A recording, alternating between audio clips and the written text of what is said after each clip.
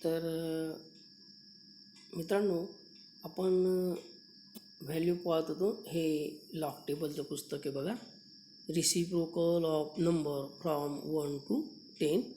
आणि याच्यामध्ये बघा, ही व्हॅल्यू तुम्हाला बघायची असेल तर या ठिकाणी बघा, या ठिकाणी दिली, हा बघा या ठिकाणी दिसते 3.9 याचा 2. आता 2 म्हणजे हा इथे वर दिलेला असतो बघा, 2. 3.92ची व्हॅल्यू किती दिलेली आहे? 0.2551. तर येणारा ॲन्सर हे पॉईंटमध्ये येईल. 1/3 म्हणजे 0 पॉईंटमध्येच येईल तो, बरोबर आहे. यावरून तुम्ही डायरेक्ट ही व्हॅल्यू काढू शकता भागाकार न करता. आलं लक्षामध्ये? तर अशा पद्धतीने तुम्ही ॲन्सर इथे मिळवू शकता प्रॉब्लेममध्ये, आणि येणाऱ्या ॲन्सरला मायनस साईन देऊ शकता, जो काही गुणाकार होईल त्याला. लॉगॅरिथमचं पुस्तक घेऊन घ्या, नसेल तर पाहून घ्या, त्याच्यात हे दिलेलं असेल, बरोबर आहे, पेज नंबर 18वर. आणि वरती नाव वाचून घ्यायचं, रिसिप्रोकल ऑफ द नंबर, या पद्धतीने. ठीक आहे, तर आपण पुढचा पॉईंट पाहू आता.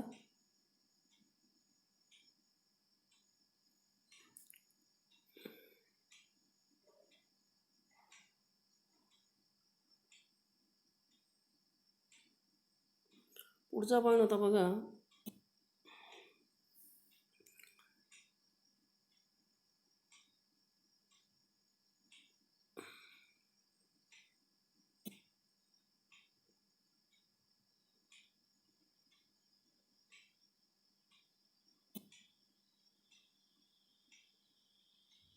पुढचा पॉईंट इथे बघा, प्रिसिजन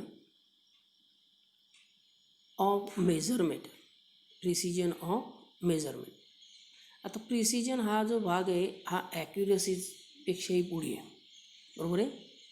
म्हणजे मी थोडंसं वाचून दाखवतो तुम्हाला बघा, की multiple reading of a same quantity are observed are noted to minimize the error is called as what? Precision of accuracy. Definition जर करायचं असेल तर, multiple reading of a same quantity are noted to minimize the error is called as what? Precision of accuracy. म्हणजे आपण अनेक reading घेतलेले असताना त्यातलं खरं रीडिंग शोधून काढणं, यालाच आपण काय म्हणतो, थोडंसं प्रिसिजन. म्हणजे अजून ॲक्युरेसी मिळाली बुवा, ॲक्युरेसीच्या पुढचा भाग. And precision is expressed in terms of deviation, mean deviation and relative deviation. Precision जर तुम्हाला दाखवायचं असेल तर हे मीन रिलेटिव्ह किंवा मीन डेव्हिएशन तुम्ही दाखवू शकता. कसं दाखवणार? Absolute deviation. त्याच्याकरता तुम्हाला प्रिसिजन कशामध्ये दाखवता येतं? Absolute deviation and relative deviation. त्याच्याकरता तुम्हाला ॲब्सोल्यूट डेव्हिएशन पाहून घ्यावं लागेल. आता ॲब्सोल्यूट डेव्हिएशन म्हणजे काय हे पाहू आपण, बरोबर आहे. तर ॲब्सोल्यूट डेव्हिएशनचा फॉर्म्युला आहे मॉड्युलस. या 2 रेषा दिसत आहे ना दोघे बाजूला उभ्या, त्याला आपण म्हणू मॉड्युलस. आणि मध्ये व्हॅल्यू आहे ऑब्झर्वड व्हॅल्यू मायनस मीन, बरोबर आहे. तर डेफिनेशन जर करायची असली तुम्हाला, तर डेफिनेशन अशी करू शकता तुम्ही. Definition: the modulus of the difference between observed value and the mean arithmetic mean value. The modulus of the difference between observed value and arithmetic mean value is called as what? Absolute deviation. त्याला तुम्ही absolute deviation म्हणू शकता. आलं लक्षामध्ये? आता absolute deviation माहिती पडल्यानंतर तुम्हाला पुढचं कॅल्क्युलेट करायचं आहे, ते म्हणजे मीन ॲब्सोल्यूट डेव्हिएशन. आता विद्यार्थी मित्रांनो, मीन कसा काढता आपल्याला माहिती आहे. आपण 3 रीडिंग घेतले तर तिघी रीडिंगची बेरीज करतो आणि त्याला भागीला काय करतो? 3. तर म्हणजे आता 3च असतील व्हॅल्यू असं काही तुम्ही सांगू शकत नाही. एखाद्या वेळेस 5 व्हॅल्यू असतील तर 5 व्हॅल्यूची बेरीज करायची आणि डिवायडेड बाय करायचा 5, म्हणजे आपल्याला काय मिळतो? मीन. म्हणजे ॲरिथमेटिक मीन याची डेफिनेशन तुम्ही अशी करू शकता की arithmetic mean of all the absolute deviation, बरोबर आहे. ॲब्सोल्यूट डेव्हिएशनच्या ज्या तुम्ही व्हॅल्यू मिळवाल ना, त्या सगळ्यांचं ॲरिथमेटिक मीन काढून घ्यायचं. Is called as what, mean absolute deviation in the measurement. त्याला तुम्ही काय म्हणू शकता, mean absolute deviation in the measurement. So mean value of the absolute deviation is called as what, mean absolute deviation. याच्यामध्येच त्याची value दिलेली आहे मित्रांनो, म्हणजे मीन डेविएशन या नावामध्येच आलं लक्षात. आता मीन काढल्यानंतर रिलेटिव्ह डेविएशन पाहू पण, की रिलेटिव्ह डेविएशन म्हणजे काय.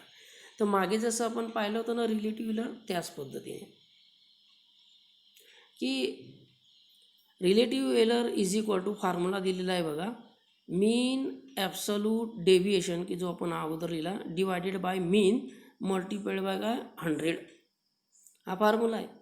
मग याच्यावरून त्याची डेफिनेशन तुम्ही करू शकता, बरोबर आहे. काय करू शकता, रेशो हा एक भागाकार आहे कोणाचा, mean absolute deviation to the mean arithmetic mean, बरोबर आहे. To the arithmetic mean is called as what, relative deviation. त्याला तुम्ही काय म्हणू शकता, relative deviation. And it is expressed in percentage. त्याला तुम्ही कशात दाखवू शकता, पर्सेंटेजमध्ये दाखवू शकता. It is expressed in percentage, आणि त्यावरून तुम्ही फॉर्म्युला दाखवू शकता. Relative deviation is equal to mean absolute deviation divided by mean multiplied by 100. तर अशा पद्धतीने आपण रिलेटिव्ह डेविएशनचा फॉर्म्युला दाखवू शकतो. म्हणजे ॲब्सोल्यूट डेविएशन कसं दाखवायचं तेही आपण पाहिलं, आणि रिलेटिव्ह डेविएशन कसं दाखवायचं तेही पाहिलं. आता याच्यावर आधारित एक प्रॉब्लेम आपण पाहू, छोटासा प्रॉब्लेम.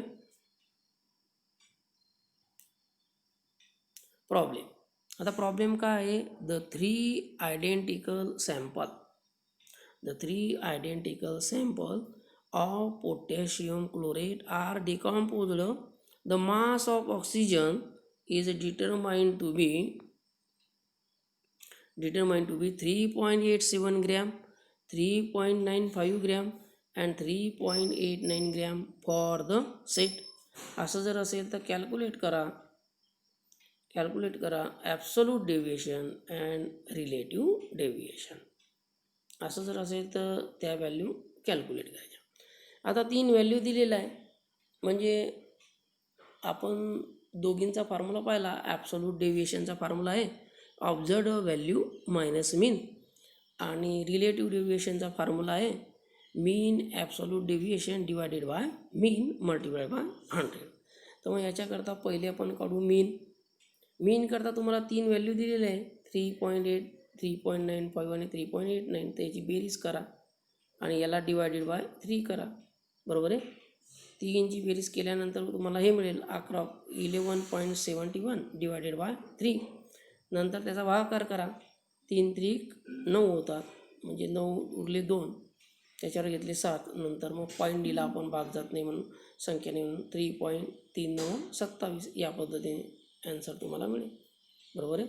तर हे या पद्धतीने तुमचं काय काढून होईल, मीन, बरोबर आहे. तर या पद्धतीने तुमचं मीन काढून ते होऊन जाईल.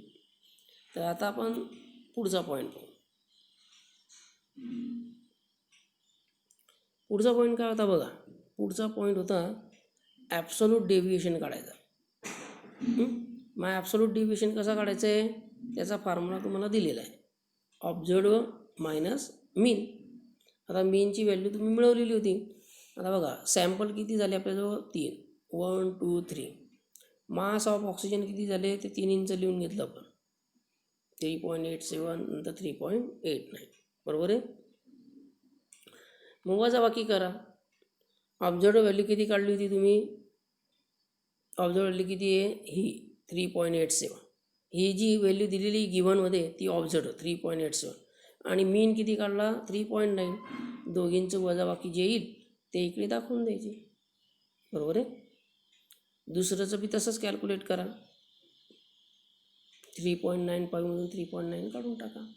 जी वजाबाकी येईल ती पुढे लिहा 0.05. तिसऱ्याचंही तसंच करा, 3.89 मायनस 3.9. जी वजाबाकी येईल ती इथे लिहा. 0.1 म्हणजे आपलं काय काढून होईल मित्रांनो, ॲब्सोल्यूट डेव्हिएशन. आलं लक्षात? मग ते ॲब्सोल्यूट डेव्हिएशन आपल्याला मिळाला. हा झाला दुसरा पॉईंट.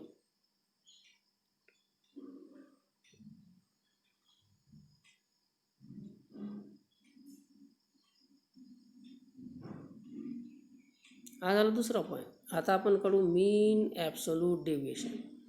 आता मीन काढायचा आपल्याला कोणाचा, ॲब्सोल्यूट डेव्हिएशन. ॲब्सोल्यूट डेव्हिएशनच्या 3 व्हॅल्यू तुम्हाला मिळाल्या, 0.03, 0.05 आणि 0.01. त्या इथे मिळाल्या तर बघा, बरोबर आहे. त्या तिघींची बेरीज करा. तिघींची बेरीज केल्यानंतर तुम्हाला आन्सर हे मिळेल, 0.09 divided by 3 is equal to 0.03 is equal to 0.03. ते आन्सर त्याच्यामध्ये टाकून द्या मित्रांनो, बरोबर आहे. ते आन्सर त्याच्यात टाकलं, 0.09 डिवायडेड बाय 3 केलं की त्याचं आन्सर तुम्हाला मिळालं 0.03. 3 त्रिक 9 या पद्धतीने. पहिल्यांदा भाग जात नाही म्हणून 0, मग दुसरा 0 घेतला, भाग जात नाही म्हणून पुन्हा 0, नंतर 9 घेतले, बरोबर आहे. मग 3 त्रिक 9 म्हणजे 0.03 असं त्याचा आन्सर आहे, बरोबर आहे. त्याच्यानंतर तुम्हाला काढायचं आहे बघा, रिलेटिव्ह डेव्हिएशन. रिलेटिव्ह डेव्हिएशनचा फॉर्म्युला टाकून द्या, mean absolute deviation divided by mean multiplied by 100. आता जी व्हॅल्यू काढली ती इथे 0.03 म्हणजे मीन ॲब्सोल्यूट डेव्हिएशन. मीनची व्हॅल्यू तुम्ही मागे काढली होती 3.9 मल्टिप्लाय बाय 100, 1.3. याचा भागाकार करताना तर 0.03ला 100ने मल्टिप्लाय केल्यानंतर येईल आन्सर 3 मल्टिप्लाय बाय 1/39. त्याचा टेक रेसिप्रोकल घ्यावा लागेल तुम्हाला, टेक रेसिप्रोकल. तर हा रेसिप्रोकल पुन्हा तुम्ही याच्यात पाहू शकता मित्रांनो. तर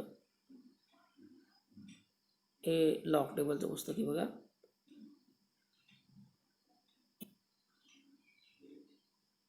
तर 3.9चा हा बघा इथे दिलेला, बरोबर आहे. 0.2564 3.9चा दिसतोय. ते आन्सर तिथे टाकून द्या.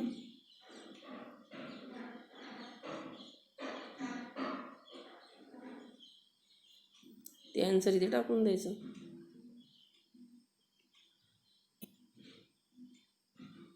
बरोबर आहे.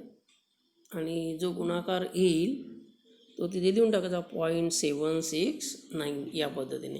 आलं लक्षामध्ये मग की मीन ॲब्सोल्यूट डेव्हिएशन कसं काढायचं, रिलेटिव्ह डेव्हिएशन कसं काढायचं. घरी पुन्हा तुम्ही 1-2 प्रॉब्लेम सॉल्व करत जा, म्हणजे प्रॉब्लेम सॉल्व केले म्हणजे तुम्हाला त्याचा आन्सर काय आहे मिळून जाईल. आलं लक्षामध्ये. तर या पद्धतीने तुम्ही काढू शकता मीन ॲब्सोल्यूट डेव्हिएशन आणि रिलेटिव्ह डेव्हिएशन. आता आपण पुढचा पॉईंट पाहू, सिग्निफिकंट फिगर.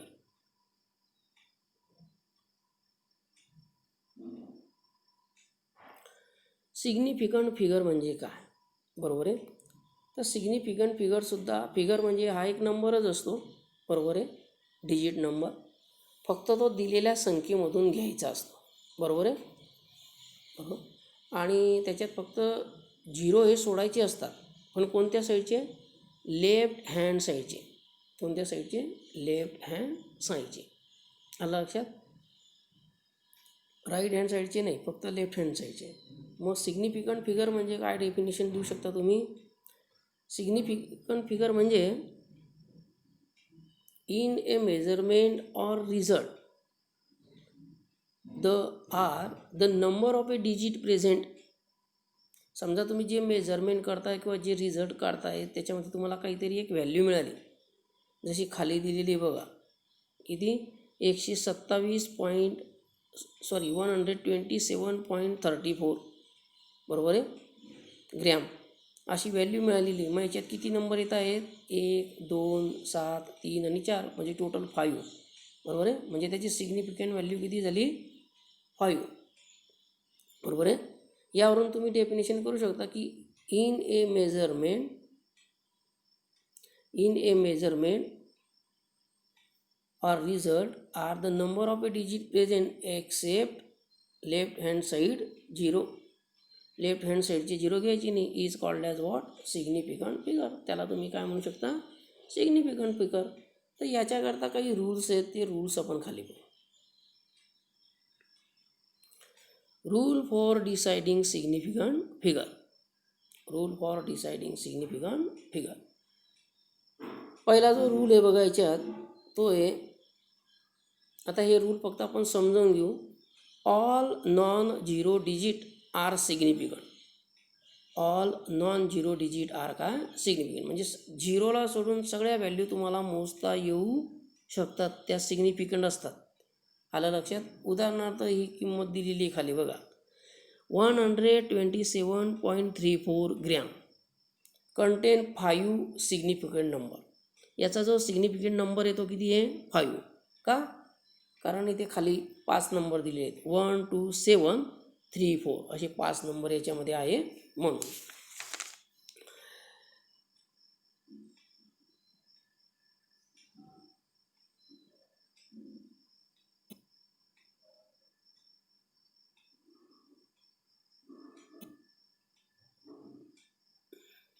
दुसरं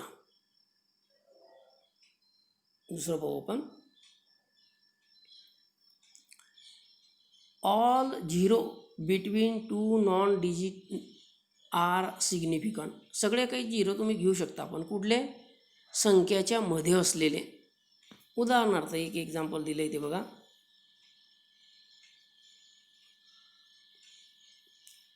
एक्झाम्पल असं होतं 120.007. आता ही जर संख्या पाहिली तर कंटेन 6 सिग्निफिकंट फिगर. याच्यात 6 सिग्निफिकंट येतो, म्हणजे 1 2 नंतर 0 पण तुम्हाला काउंट करावं लागतील, 3 0 आहे म्हणून, आणि शेवटी 7 आहे. तर असं असेल तर तुम्हाला 0 कन्सिडर करायचे आहेत, ते पकडायचे आहेत. म्हणजे सिग्निफिकंट नंबर किती येतो आहे या ठिकाणी? 6. सिग्निफिकंट नंबर किती याला? 6. आता पुढचं पाहू. तिसरं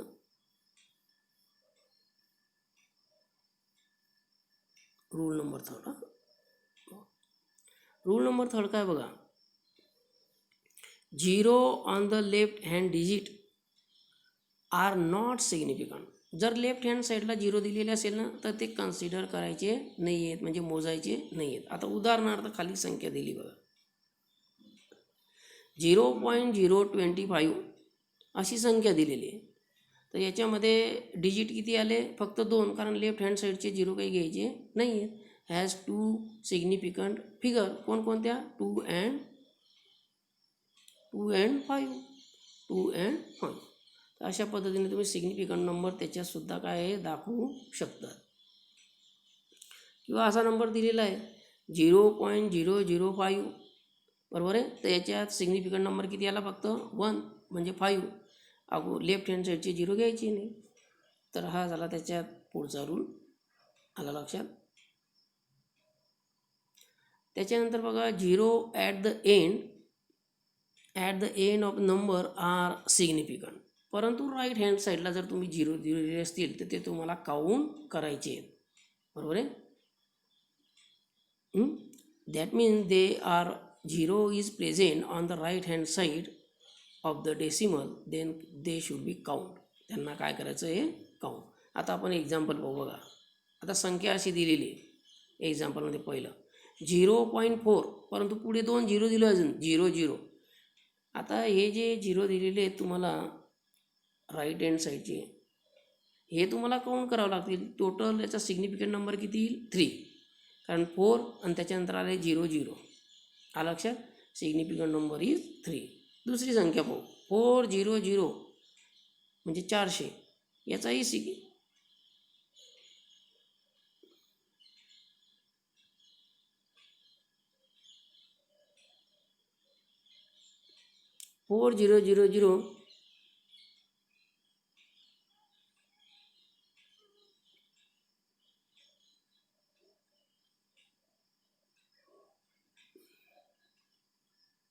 कंटेन वन याचा पाहू करता 2 मिनिट 4.0 आता इंटू 10⁻². ती संख्या अशी लिहून घ्यायची, 400 जी दिली आहे ना ती संख्या अशी लिहून घ्यायची आणि अशी लिहिल्यानंतर तिचा सिग्निफिकंट नंबर किती येईल 4.0 म्हणजे significant number is 2. Significant number is what 2.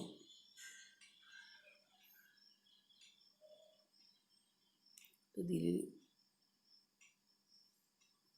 आता 400मध्ये कुठेच पॉईंट दिलेला नसल्यामुळे तिथे 4 घेऊ शकता तुम्ही. 1 थोडंसं टिपिकल आहे ते समजण्याकरता, पण आपण पॉईंटच्या संख्येचं पाहू. 4.00 इंटू 10⁻² अशी संख्या दिलेली समजा तुम्हाला, तर 4 नंतर 00 म्हणजे हे 3 आले, बरोबर आहे. तर हे याचा सिग्निफिकंट नंबर किती आला 3.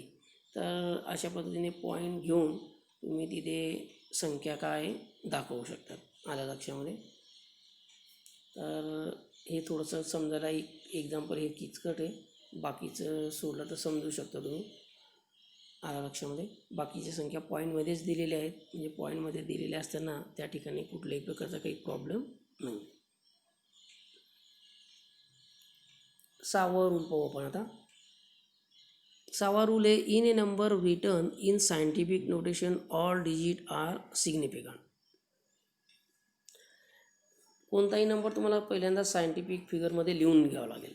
उदाहरणार्थ नंबर असा सायंटिफिक फिगरमध्ये लिहिता येईल 2.035 इंटू 10⁻². म्हणजे एक पॉईंटमध्ये कोणतीही संख्या तुम्हाला लिहून घ्यावी लागेल, तर ती अशा पद्धतीने तुम्ही लिहू शकता, बरोबर आहे.